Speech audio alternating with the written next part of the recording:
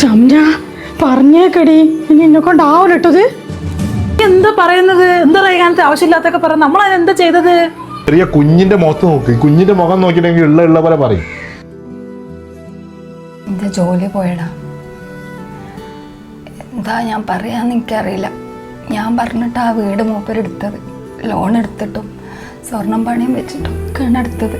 ഞാൻ എന്താ ആ മനുഷ്യനോട് പറയാം? ഇനി ആ വീട്ടിലേക്ക് കയറി ചെല്ലുന്നത് എനിക്ക് ആലോചിക്കാൻ വയ്യ. ജോലി ഇത്ര പെട്ടെന്ന് പോകുന്നൊന്നും ഞാൻ വിചാരിച്ചിട്ടില്ല. ടെൻഷൻ അടിക്കില്ലേ? ഞാൻ പിന്നെ എന്ത് പറയാനാ? എല്ലാം ശരിയാവൂടി, ടെൻഷൻ അടിക്കല്ലേ. ഞങ്ങളൊക്കെ അല്ലേ, പറയടി ഒന്ന്. ആ മൂപ്പരെ കാണുമ്പോൾ എനിക്കിതൊക്കെയാണ് മനസ്സിലേക്ക് വരിക. ഞാൻ കാരണമാണ് മൂപ്പര് ഇത്രയും കടത്തിലേക്ക് വന്നത്.